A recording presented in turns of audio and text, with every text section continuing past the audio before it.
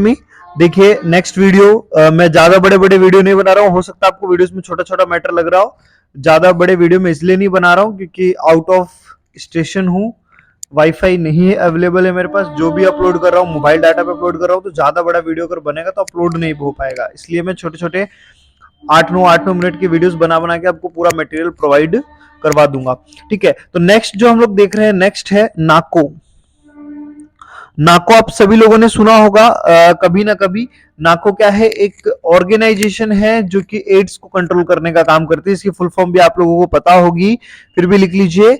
National AIDS AIDS control organisation. Organisation, ये जो organisation है नेशनल एड्स कंट्रोल ऑर्गेनाइजेशन, ये 1992 के अंदर क्या की गई है? लॉन्च की गई है।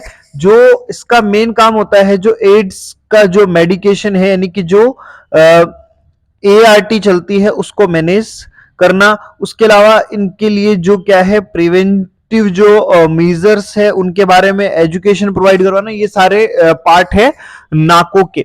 नाको के अंडर में एक किट आती है जिसका नाम होता है सिंड्रोमिक किट।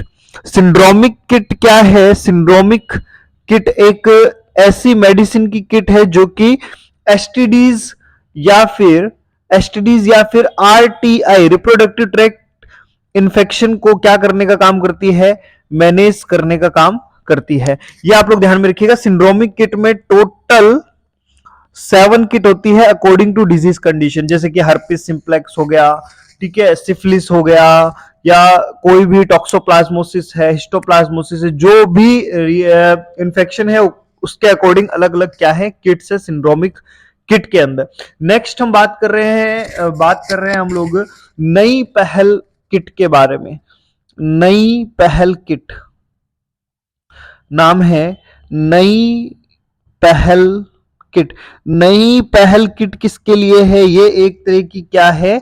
कॉन्ट्रासेप्टिव किट है ना। इतना ध्यान में रखिएगा। नई पहल किट किसकी है? कॉन्ट्रासेप्टिव किट है। उसके अलावा एक सॉफ्टवेयर आता है, निक्षय सॉफ्टवेयर। निक्षय सॉफ्टवेयर, ये सॉफ्टवेयर किसके सर्विलेंस के लिए? टीबी के लिए। टीबी से रिलेटेड, ट्यूबरक्लोसिस से रिलेटेड जो भी डाटा है वो सब आपको इस सॉफ्टवेयर के ऊपर अपलोडेड मिल जाएगा। और जब आप सीएचओ बन जाएंगे तो आपको ये काम खुद से करना होगा। आपको निक्षय सॉफ्टवेयर का एप्लीकेशन आप लोगों को दिया जाएगा, आपको उसको मैनेज करना होगा। उसके बाद अगर हम बात करें निरवतार प्रोग्राम। निरवतार प्रोग्राम, नया अवतार किसको जरूरत है? जिसने अपना पहला अवतार खो दिया हो। तो इसके अंदर जितने भी ड्रग एब्यूजर्स होते हैं, जितने भी ड्रग अब्यूजर्स होते हैं, जो ड्रग कर करके इतने परेशान हो जाते हैं, इतने ज्यादा अब्यूजिव हो जाते हैं, और कहीं ना कहीं एचआईवी से क्या हो जाते हैं? ग्रस्त हो जाते हैं, एचआईवी से अफेक्टेड हो जाते हैं। तो ऐसे लोगों का ट्रीटमेंट, ऐसे लोगों का मैनेजमेंट है वो कौन से प्रोग्राम के अंडर में किया जाता है? निरवतार प्रोग्राम के अंडर में किया जाता है। नेक्स्ट हम बात करते हैं फैमिली प्लानिंग के बारे में। तो आपसे पूछा जाता है फैमिली प्लानिंग को किस तरह से रिप्रेजेंट किया जाता है, इसका सिंबल क्या होता है? तो हमेशा ध्यान में रखिएगा, इन्वर्टेड रेड ट्राइंगल, उल्टा लाल कलर का जो त्रिभुज होता है, ये हमेशा रिप्रेजेंट करता है किसको? फैमिली प्लानिंग को। हमेशा याद रखिएगा, inverted red triangle is the symbol of family planning. उसके बाद अगर हम बात करें, उसके बाद हम आपको बताऊंगा किसके बारे में? लक्ष्य प्रोग्राम के बारे में। लक्ष्य प्रोग्राम, ये प्रोग्राम बहुत ही शानदार प्रोग्राम है। ये किसको प्रमोट करता है? ये प्रमोट करता है, ये फोर्स करता है to improve the quality of labor room। Quality of labour room, ये एक ऐसा प्रोग्राम है जो कि क्या, जो लेबर रूम्स की क्वालिटी है, उसके अंदर टेक्नोलॉजी है, उसके अंदर जो कैपेसिटी है, उन लोगों की जो भी रिक्वायरमेंट्स है उनको फुलफिल करने का काम करता है। कौन सा? आपका लक्ष्य प्रोग्राम। उसके बाद हम बात करते हैं प्रधानमंत्री मातृ वंदन योजना। प्रधान मंत्री प्रधानमंत्री मातृ वंदन योजना। ये एक ऐसी योजना है जिसके अंदर क्या किया जाता है, केस दिया जाता है एक फीमेल को। कौन सी फीमेल को? ऐसी फीमेल जो मां बनने वाली है। तो जब वो फीमेल प्रेग्नेंट होती है, ऐसा नहीं है कि एक साथ पैसा दे दिया जाता है, टुकड़ों में पैसा प्रोवाइड किया जाता है, केस प्रोवाइड किया जाता है।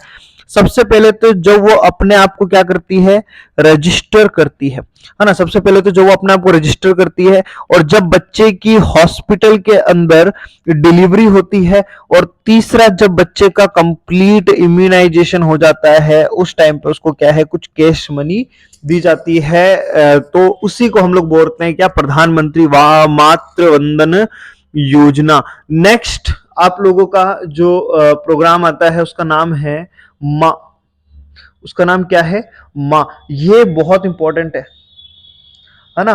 हमारे एक दीवार मूवी का बहुत ही शानदार डायलॉग है ना, कि मेरे पास घर है, बंगला है, दौलत है, शोहरत है, तेरे पास क्या है ना। तो उसमें फिर हीरो बोलता है मेरे पास माँ है। तो ये वही माँ है ना।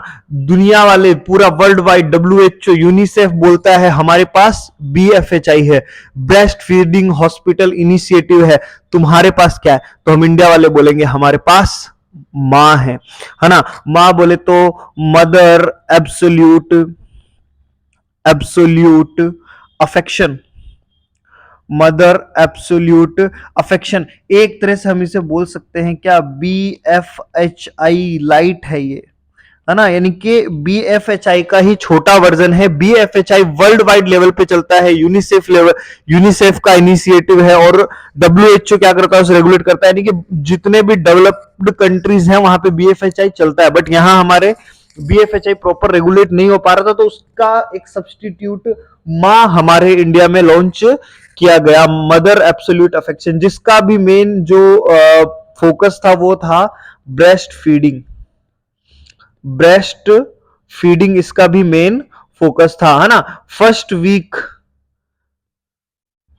वीक ऑफ अगस्त, है ना, उसमें हम क्या करते हैं, ब्रेस्ट फीडिंग वीक। हम इसे ब्रेस्ट फीडिंग वीक की तरह क्या करते हैं, सेलिब्रेट भी करते हैं। Is that clear?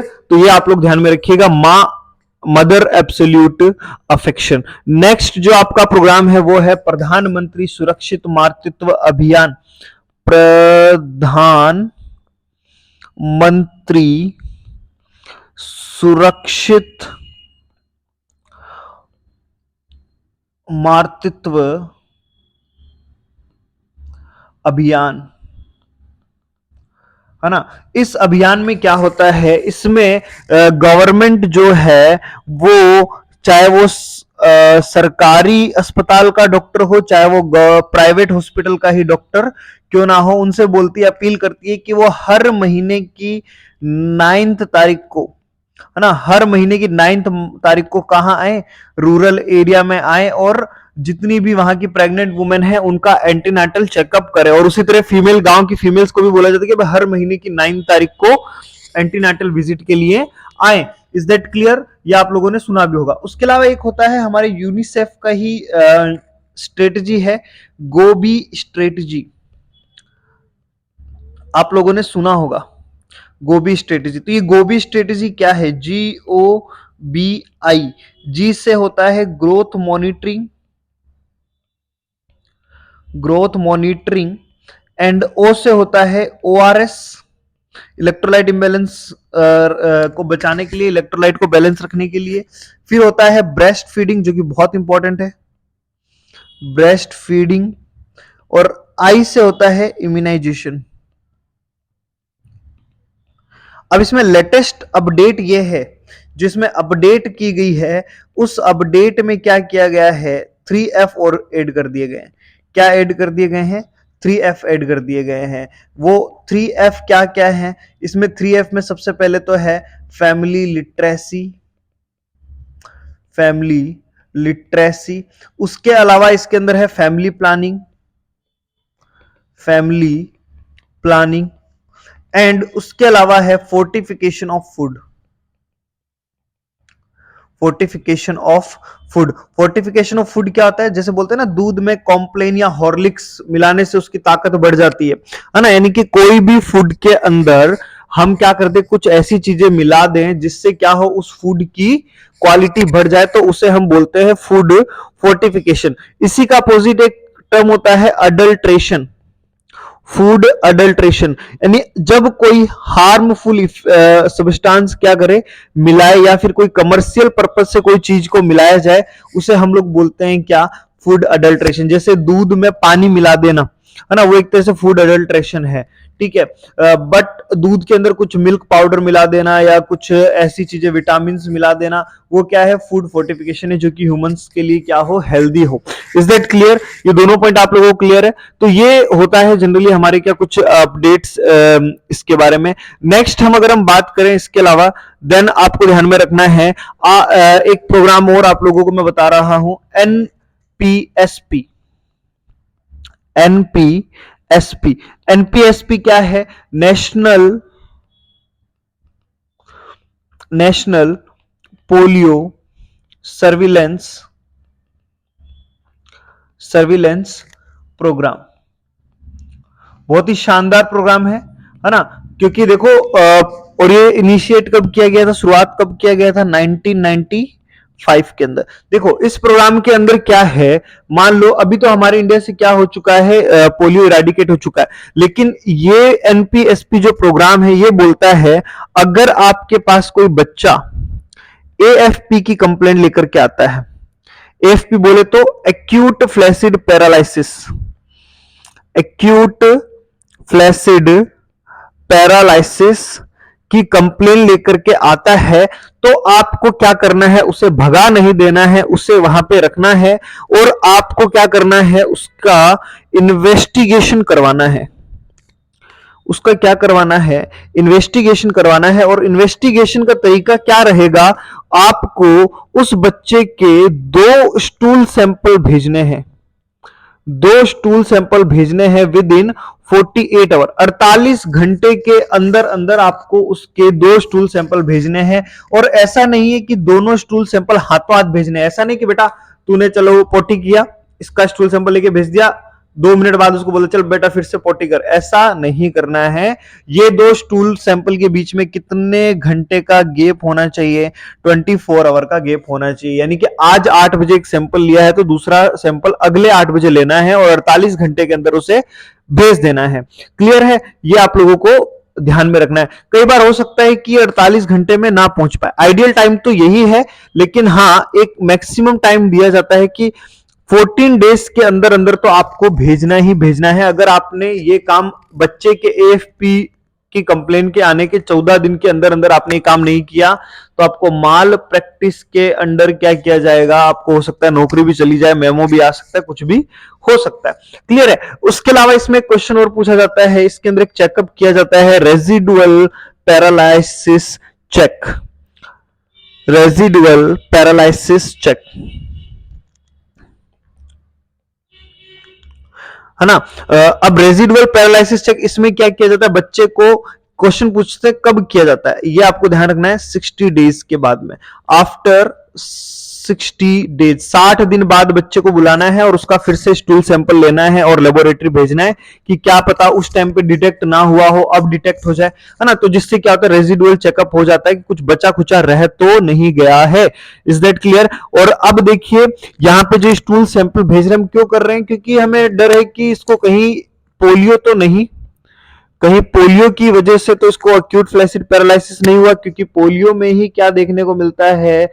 Sudden acute flaccid paralysis देखने को मिलता है। तो उसी के सर्विलेंस के लिए ये एनपीएसपी प्रोग्राम लॉन्च किया गया है। अच्छा एक क्वेश्चन में अगर आपसे पूछूं कि जो ये लेबोरेटरी में ये सैंपल भेजते हैं वो कौन सी टेक्निक से भेजते हैं, क्या आप बता सकते हैं? मेरे हिसाब से आप बिल्कुल बता सकते हैं।